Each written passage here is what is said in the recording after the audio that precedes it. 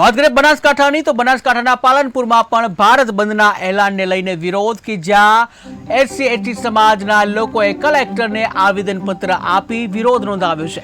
ત્યારે રેલી યોજી સૂત્રોચ્ચાર સાથે કલેક્ટર કચેરીએ પહોંચી આવેદનપત્ર આપવામાં આવ્યું। સુપ્રીમ કોર્ટના આરક્ષણના જજમેન્ટનો વિરોધ કરવામાં આવી રહ્યો છે, ત્યારે સુપ્રીમ કોર્ટના જજમેન્ટને અન્યાયરૂપ ગણાવવામાં આવ્યું। સુપ્રીમ કોર્ટે જે એસસી એસટી વર્ગીકરણનું જજમેન્ટ આપ્યું છે, ખરેખર એસસી એસટીની જે એકતા છે એ તોડવાનું કામ સુપ્રીમ કોર્ટ દ્વારા થઈ રહ્યું છે।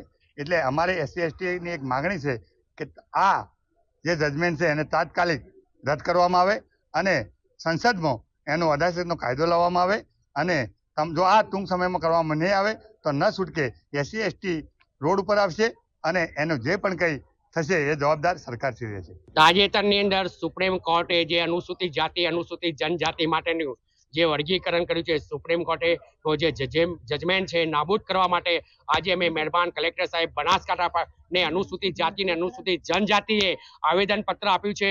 વર્ષોથી અનુસૂચિત જાતિ પર અત્યાચાર થાય છે, હજુ સુધી અમને કોઈ પણ તકની લાભો મળ્યા નથી। અમે પછાત છીએ, અતિ પછાત છીએ અને મહેરબાન સુપ્રીમ કોર્ટે જે કંઈ જજમેન્ટ આપ્યું છે એ તાત્કાલિક અસરથી એ નાબૂદ કરવા માટે આપ સૌને મારી વિનંતી છે। અને હવે પછી જો આ નિર્ણય લેવામાં નહીં આવે તો ઉગ્ર સ્વરૂપ થશે। બાબા સાહેબ આંબેડકરના પગલે ચાલીશું અને એમની વિચારધારા સાથે લઈ અને છેલ્લી ઘડી અંતિમ શ્વાસ સુધી અમે લડી લઈશું। અમે અમારા હક અને હક માટે છેલ્લી સુધી અમે લડીશું અને ન્યાય માટે અમે અમારો ન્યાય મળે નહીં મળે ત્યાર સુધી અમે જે કંઈ કરવું પડશે એની સૂચિત જાતના માણસો એસટી ઓબીસીના માણસો કરવા માટે તૈયાર છે।